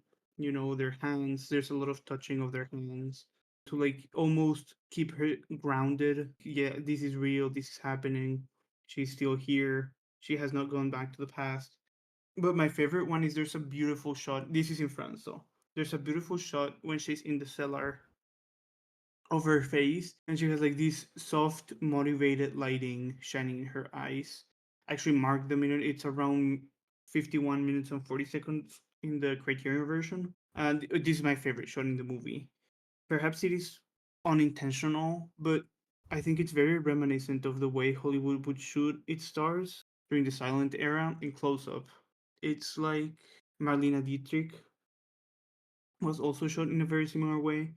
So she's looking outside, covered in shadow, or you could say shame. Not necessarily her own shame, but the shame of her family who dumped her there and dumped all her shame upon her. And it's also a callback to what she said about her not doubting her own morals, but doubting the morals of those around her. And so in this shot, she's yearning for something we don't see, probably pondering, reflecting on her own love affair. But her look is that of just like pure anger being covered by grief. And it's a collaboration between makeup and DP and director and performer that I think is super evocative and just has managed to live in my head since watching the movie. Like, if you don't know which one I'm talking about, you should look it up. Like, it's 5142 because it's amazing. I'm intrigued. It's like the movie is very surreal in a lot of different ways, and I think this is one of the most surreal aspects of it. Or like the most surreal scenes or shots. Um, and as you look it up, I wanted to talk a little bit about the editing in the movie. When talking about it, Roy Ames, who did a segment on it, describes it as it comprises a demonstration of the cinema's unique ability to fuse past and present into a continuous flow. This demonstration, like he calls it, was truly revolutionary. Think of films before it, like Casablanca, where there's a moment, right, where Rick is sitting on his joint alone with Sam after the place is closed. So I don't know how long it is, but it's maybe about around 20 minutes into the film. And then he starts remembering his time in Paris with Ilsa during the war. We're with him in the present, but then we jump into the past and we see a different Rick. The flashback ends, and now we're back at the bar. And although Rick was also changed by his romantic escapade in the war in France and is telling the story, the editing does not make much effort to show the effects of that. In Hiroshima Mon Amour, the inner cutting suggests that the woman's story is alive and in the present. And this is the case in this scene more than in any other scene in the movie. That it's alive and in the present. It is happening right now still. It is also clear through the editing that Riva's character has carried this burden for years. And these two events, even though they are separated by 15 or so years and thousands of miles, are both just as alive in the same moment. Both scenes in France, in Nevers, and in Hiroshima depend on one another and they become just one. Like you could take Casablanca's flashback, pull it out, and just watch it on its own and it could tell its own story. But you cannot really separate the present moment from the past or vice versa here because Yeah. they're just foundationally linked, like memories in real life. You're not going back, you're not traveling back in time when you're remembering. Like some might call that weak, how one thing depends on the other, but like they were just made that way. They were made to complement one another with a level of complexity that I think changed the way movies are made forever. I agree. No, I think it's super interesting. I looked at that shot and it's reminds me of Passion of Joan of Arc. Just to go back, It does too, yes. It does to like me too. a lot of the because it uses like that, like using the eyes, like focusing on the eyes, and it just being like the center of like the woman's facial reaction. No, yeah, like I agree completely. Like I can see it in front of me that shot. Yeah, It's even the shot of the black cat is very ominous. yes, and an interesting thing about the cats is that Rene has a lot of cats in his films, which is kind of funny because that's kind of a thing with left bank filmmakers like him and Wagda and Marker as well. They all have cats in their films. Yeah, I remember reading something about an interpretation of the cats. How there's cats here. There's a black cat that in Western societies mean like bad luck, but then there's also another cat later that ties this scene in the flashback with a different scene later on. I think it's when she's walking back to the tea room, which I think is just fascinating. The cats. I'm glad you pointed it out because I think it's really cool. Yeah, One of the lines I don't know what to make of it. It feels important. I don't know what to do with it, but he calls her. He says, "I'll remember you." This is after she's told him that he's the only person that knows. He says, "I'll remember you as a symbol of love's forgetfulness. I'll think of this story as of the horror of forgetting."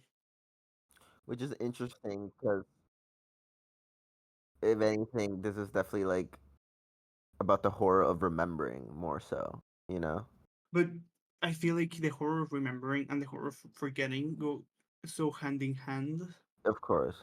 because like when it comes to something when it comes to someone like her soldier German lover, she has the burden of remembering and she doesn't want to forget him. It's for her own good that she like learns to love again. Yeah, she's still very much in her head in a relationship with this dead man, even though she's married and has kids. Like she doesn't want to betray the German soldier, but like he's long been dead, and this trauma, of course, don't forget it. Don't forget.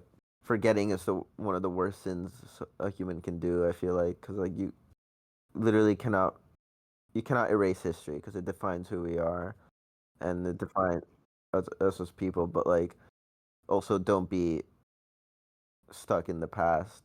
Don't die in the past. Like there's so much more to life, and she's shouldn't deny her own happiness. Especially because sometimes we feel like living in the present is a betrayal of the past, Yeah, but I don't think that that's the case. Like I mean it feels like that, but it's important to know or to remember to be remembered that that's not really the case and that you can still go on and that the present is the present and the past is the past. But yeah, forgetting is such an interesting concept because like I'm not necessarily afraid of being forgotten. hmm Like I think being forgotten is such a comforting concept because we have so much shame and so much things that I mean there's so many things worth remembering, but I just think that the things that part of being forgotten and part of dying is taking the things you want to take and remembering the things you want to remember with you. And what means something to you stays with you. But you get freed from the gaze of the other, from the point of view of the other. You're no longer being carried by the burden of what will other people think of me? What is my legacy? What is, like, once you're forgotten, you're just on your own. And I mean, I think it's kind of beautiful, because you only are who you think you are, not who other people think you are. You know what I mean? I full heartedly agree because like we were just talking about like being chained to the past, but people obviously can be chained to the future. Like people pursue legacy Yeah, far which too is much, just and it's so self-destructive. And in the end, does it really matter that much if billions of years from now there no longer won't be an Earth either? So not even legacy is finite forever, but what is finite forever for oneself is like the things you do in the present and the things that you do that define you. Because like the pursuit of happiness is key. It's something that I've been thinking a lot lately, actually, and it's like I'm coming to terms with. So like that's why watching this movie was also very, very you interesting know, timing. I'm glad it helped you Damn, we're getting when you very watched it. philosophical today. That's part of the fun about talking about movies. Exactly. Movie discussions not shouldn't just be about analyzing the movie, but also like what it means. Yeah, not what it means literally, but what it means to us. Exactly. These movies so much about subjectivity, and part Exactly. of subjectivity is not only memory but opinion. Yeah, squishers, Uh, man. the That Shrouded were Lord and the Sailor's Wife and the Squishers. the Mummer's Dragon. Um, And as if pulled out of a dream, they exit the tea room. Outside, they say goodbye and say that they are likely to never see each other again, unless a war breaks out. He leaves and she returns to the hotel. Sickened by the sight of the bed they shared, she runs off before returning to her room. She washes herself in the bathroom and gives a soliloquy, dialoguing with herself, before finally confronting her own feelings about what happened in Nevers. Well, the scene in the bathroom, it's hard to talk about because, like, this is kind of where shit's hit the fan, and now she has to confront the idea of, like, she stays with the man or she returns to her husband. And throughout the film, it is established that she's not in a happy marriage, and it's especially highlighted by the line when she hugs the man and she says, "It feels nice to have someone sometimes," or something along those lines. yeah, And then she seems to change her minds a few times, and it is like very unclear what she chooses in the end in the final scene. And but this is her struggle of wanting to move on, like part of her being ready to move on, but part of her thinking that she's not ready to do it. And this is how it's manifesting itself by this conflict of the man or the husband. And then in Nevers, she had been accused already of quote unquote betraying her country through her affair. But here in Hiroshima is where she actually feels like a traitor.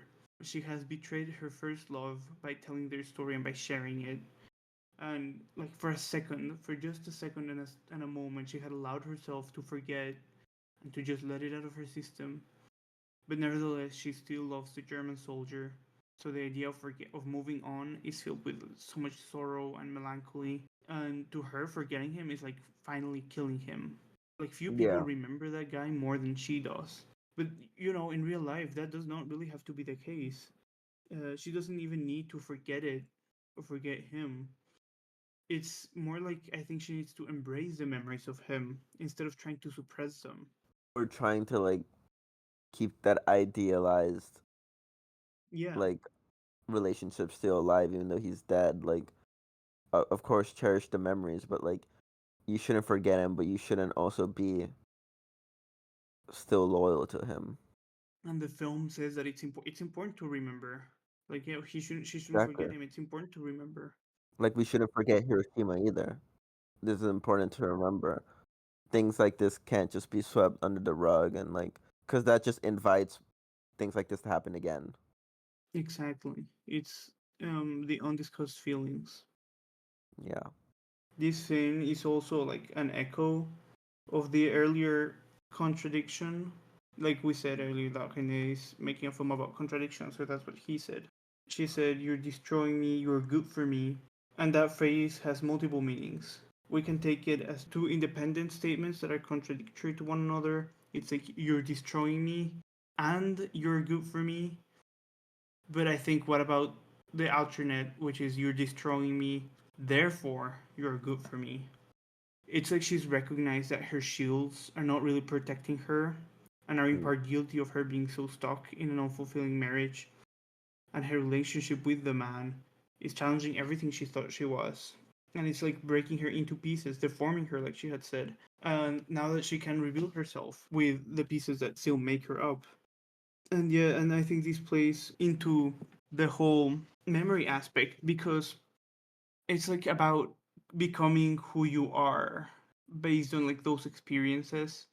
And if you try to make yourself into your experience, or ignoring your experiences altogether, like, that's not going to lead to an authentic person or an authentic place. And yeah, it's just like a very self-reflective question about identity that is posed here, of destroying one's shields in order to let someone else get in so they can help you rebuild. Yeah. And something I wanted to bring up earlier is about how we can empathize with her. We get her story in a lot of detail, and we don't see, we don't see the facts. We don't hear facts about her story. It's all told through her subjective memory and perspective. And this is something I wanted to bring up in the previous scene, but it's so very subjective, and that's how we can relate to her, which is something we talked about way at the beginning, but I want to stress it and expand on it, because it is by empathizing and by understanding these situations, not just by reading facts and watching images and documentary footage, that we actually do understand how this came to be. Because if you were just hearing this, like, oh, there were this number of women that were shunned because of their relationships with German officers, which most of the time probably weren't even consensual, even though in this case it was. It's like, I think this is what the movie's overall goal is. It's just trying to make us relate to tragedy by trying to approach it through the subjective and through our own personal histories. Yeah. She leaves her hotel in the middle of the night and goes back to the tea room, where her inner monologue reveals that she has decided to stay in Hiroshima. The man finds her sitting there, and she says that she'll stay with him before asking him to go away. They walk through the city at the same pace but at a distance. She walks, and as she walks, the film intercuts between shots of Hiroshima's neon and modern streets and Never's more classical architecture. Yeah, this was actually, those scenes of her walking through the city were my first introduction to this film. What do you It mean? feels like those that was the first thing I ever saw of this movie, those shots. Oh, interesting. Yeah, and I still remember it, and it's actually kind of interesting because it feels like you're watching the origins of what became modernist cinema. Films like Antonioni comes to mind the most, with movies like La Ventura, movies that are, or like even something like Taxi Driver, that are movies that are so focused on loneliness and individuality, and like seen through a modern lens, and are a lot more about one or two people as opposed to, and are a lot more meditative and psychological than, I don't know, ensemble pieces. Those shots really made me think of that, and honestly, it just makes me reflect on Rene's career and style as a director. How he was so much more meditative than his contemporaries, or at least his French ones, in the early '60s at the very least. Because eventually, like, I mean, everybody's styles develops in different ways. But his characters have a lot of time to just ponder and remember. This is not. This is like past the denouement of the film. It feels like the resolution. It feels like it's just Yeah. being dragged on. Yeah. And Because, like, the climax is definitely the tea room scene. yeah, and so it feels like the movie could end at any second. Yeah, and that's what I felt like. I didn't know when the ending was coming when I was watching it. Like it did Yeah, feel me neither.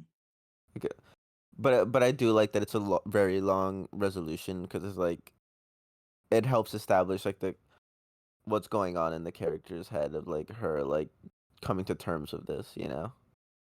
Yeah, and she's coming to terms. You know, she's seeing she's seeing Hiroshima as it is, and she's comparing it to Nevers. You know, we're intercoding between these two cities, but like very different cities. But it's like she's almost, it's like a welcome back. It's like she's finally allowing herself to revisit these memories, and of course the guy is there following her.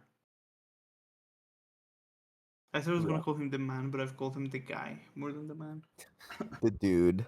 But yeah, the shots of neon Hiroshima are so striking to me. Oh, I And like agree.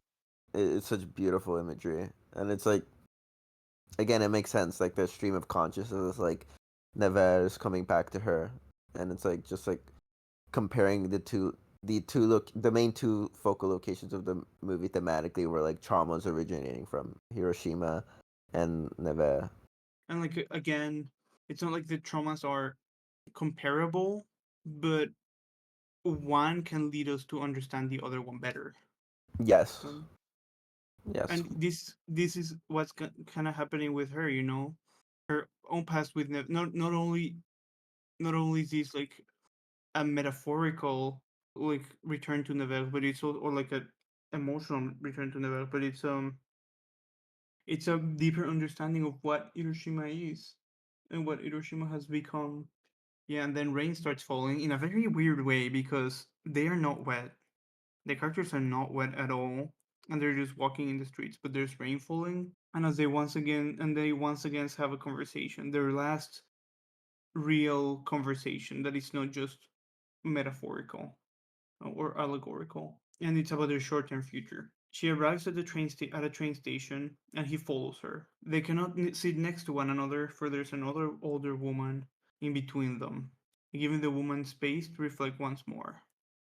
I think this is where she is closing the book on Nevers, and this is where it's like a before and after. It's no longer about their past relationships. Now it's like the rest of the film. It's like a flashback from the future into now, where Yeah. these have become like fleeting memories that are happening right now. She says that she wants to return to Nevers. The quote I think she says is Nevers, you whom I've forgotten. Tonight I'd like to see you again. And so I don't know, it's a process of moving on. Cuz like in a way like the way it's shot it's like she's kind of moving on from him too. Yeah, So I like think so too. he's kind of like he's kind of done with him. He's kind of like the now that she's told him the story, he's kind of like the spiritual or like thematic personification of Nevers. And this might just be the curtains are just blue situation, but Mm-hmm. them not being wet could also just mean like that, just that distancing between the two. Because like when the movie started, they were both covered in Oh, sweat that's and making interesting. passionate love, and now here it's the setting that's wet, not them. You know? Interesting because not only was that they're getting wet, because there was a rain of ash. So there is still rain. So yeah, I could definitely see those scenes paralleling. Good observation. Yeah, I think, and to what you were saying about him, like she kind of getting over him as well. I think it's because she, yeah, like in a way, he kind of represents Nevers to her, and he is kind of an embodiment of her past love, of yeah, of of the soldier, the German soldier, because of their similarities that they share, and her moving past him is like her saying that like yeah she was able to move on, at least superficially, or maybe the opposite of superficially, she was able to move on in a deeper level, in a more profound level. And yeah, like she's abandoning this idea of her of the soldier, but he, however, he is not forgetting. he's not letting her go because his own trauma with Hiroshima, which she in a sort of way represents, and in a sort of way she represents some sort of oblivion to it, or like being oblivious to it. Like he is still is. I mean, it's such a massive tragedy. It's not natural to expect someone to get over it in just 15 years, like in their entire lives. It's important to, like, the movie recognizes, and we recognize that it's important to move on, but sometimes it's such an unsurmountable obstacle, like it is for him. And in the second to last scene, when she takes off from the train station, she disappears. We don't see her stand up, we just see her empty seat. She goes to a nightclub called Casablanca. He arrives there too soon after. This time, though, he sits at a completely different table, as if to indicate that he's accepted the untangling of their fates, yet he still wishes to observe her. It's the creation of a new memory that he is now holding on to. And then she gets approached by a different man who speaks to her in English. I didn't have much to say about this scene. It did strike me as, like, it did stand out, but I didn't Yeah. know why. Peter Colby, the guy who did the audio commentary of the movie, says that this scene is a reenactment of how the man and the woman met at first.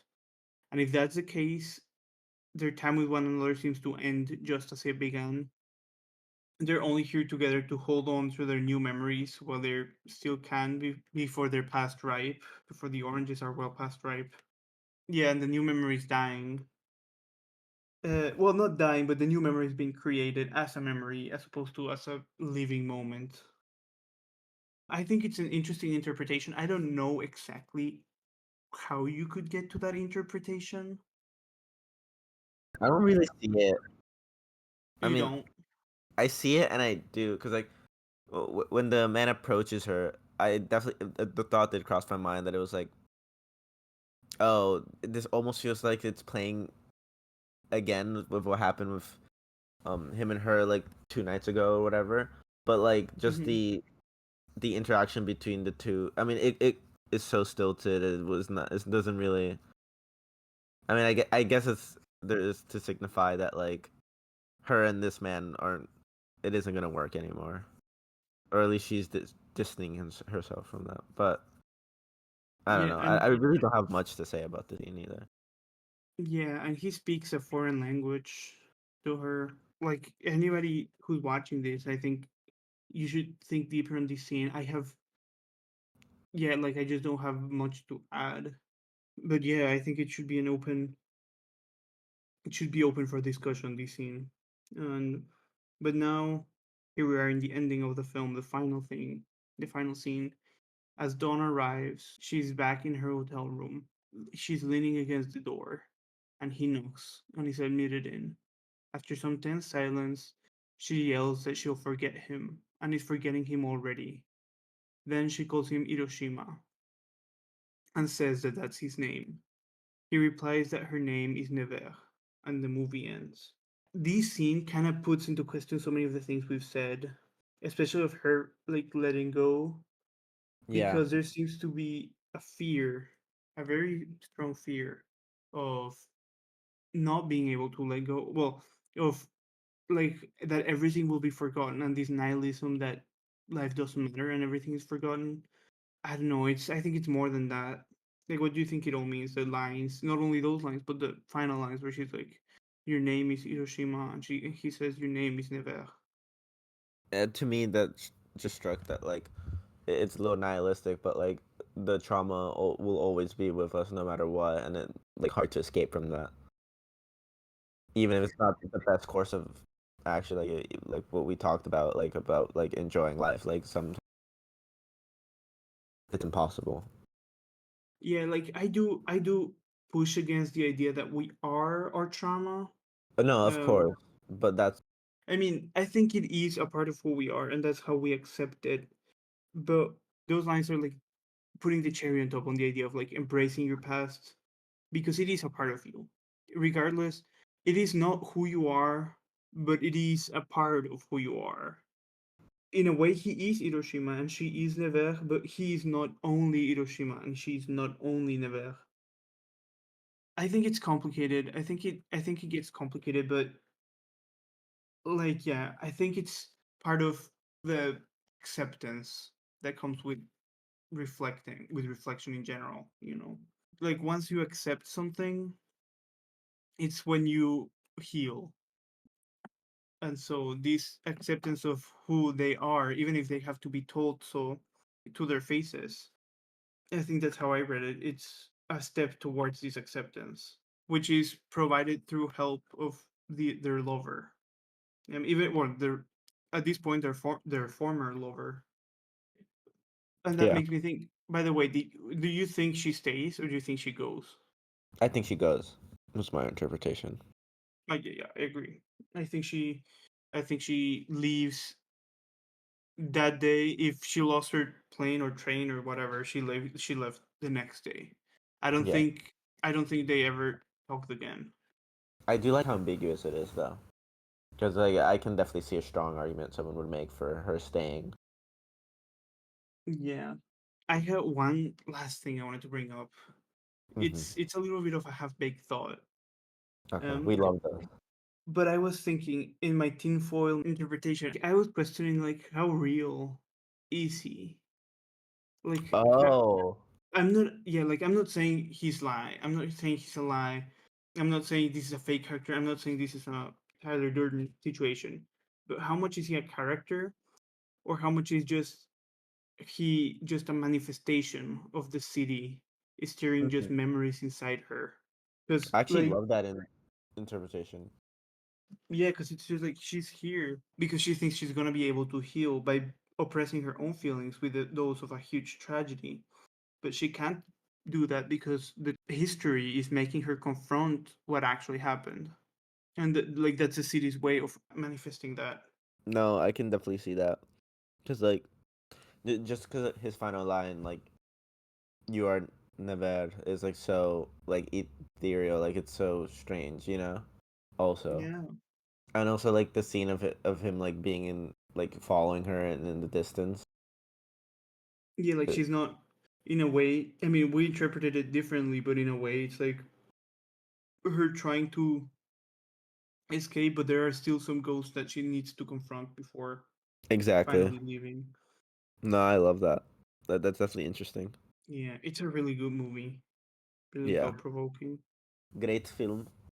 Do you have any overall thoughts on the No, movie? I think like my most general overall thoughts I said it in the very beginning. Yeah, Um, I absolutely loved it. Definitely means so much to me now more. I relate to what is being said, and I think it's a phenomenal piece of filmmaking. and to me, I really love the film as well. I think what some of the things that I love the most is that it is.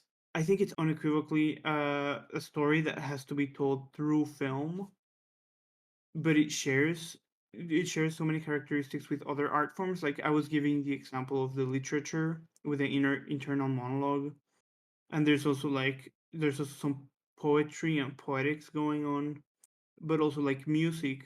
Every scene flows into the next one, carried through like feelings and interludes and rhymes, well, visual rhymes and choruses that just keep coming back and back again and again. And it has this subjective representation and the treating of lighting similar to like how it is in expressionistic paintings. I just like how it's a combination of many different art forms working together. Okay, something we never addressed. This was Alain Canes's debut feature film. He had made shorts and documentaries, but this was his first feature film and narrative film. A lot of the way some scenes are shot do feel like very documentary, though, as well. Yeah, I haven't seen Night and Fog, but I wouldn't be surprised if it handled its themes similarly, even though it's documentary when this is fiction. So that was Hiroshima Mon Amour. I mean, I guess if you've made it this far, I, I mean, I guess you've seen it, but I recommend it. And if you've only seen it once, I recommend rewatching it. It does get better in rewatch. Yeah, it does. I would not even just like a rewatch, just letting it simmer for for a while. Oh yeah, absolutely. Like if you've just finished watching it, give it some time, and then come back to it in a few years. Give it give it a decade. But yeah. Mhm. So Do moving you? on. What film do you are we gonna talk about next week? Are you gonna pull out the wheel or do I put it out? Doesn't You pull matter. it out. Okay. My film that I want to wreck. It's a movie I have been meaning to see for a minute now. I hadn't known about it for that long, but I have been so wanting to see. I had a friend of mine recently sung its praises, and it's from a director I'm interested to check out more of her work. Her most known movie, La Ciénaga, is one of my favorites. So the movie I was gonna recommend is called The Headless Woman. I'm a huge Lucrecia fan. I She's one think of my favorite. she's awesome as a person. I've only seen She's La so Ciénaga. awesome. Yeah, La Ciénaga is one of my favorite movies. Same here. I love it so much, and Lucrecia as a person, yeah, she's one of the most interesting personalities in film, I think. And she's only made 4 films, and 3 of them are in the list. I can't wait to see what she makes next. So that's a very exciting choice. My choice, or the film I want to discuss is a little bit of an older film. It's starring Joan Fontaine and Louis Jourdan. It's Max Ophuls' Letter from an Unknown Woman. It's a film I've never seen before, and I'm not very familiar with Ophuls' work in a personal Neither. level. I mean I know his films, I know them, but I haven't seen any of them. I haven't even seen Madame de. So I'd be excited to discuss Max Ophuls. Let's see what wins. It's spinning as you can see. It's spinning. It's spinning. It's spinning. Okay, the winner is La Mujer Sin Cabeza, or The Uh, Headless Woman. twice in a row. It's It's gonna be as rigged. wait. Where is The Headless Woman available? I think it's available through Prime through a free trial subscription. Interesting. So Prime. Okay, it's on Canopy as well. It's for free in Canopy. Okay. But I'm very excited. It's a movie I've been wanting to check out for a minute, and it looks awesome. That I definitely know it's gonna make it for a great conversation. Yeah, I'm very excited. I'm always down to discuss Latin American cinema, obviously. Exactly. Me and you should just do the whole episode in Spanish. I was gonna say that, yeah. And do put subtitles. I have Bill and Yvonne not understand anything we're saying. Exactly. It's no like Bill's. It's just gonna be Bill talking. We're just gonna be referencing things in Spanish. Spanish. Oh my god. Have a Have a good wonderful one. night, everybody. And goodbye, Yvonne. And goodbye, Bill, wherever you are.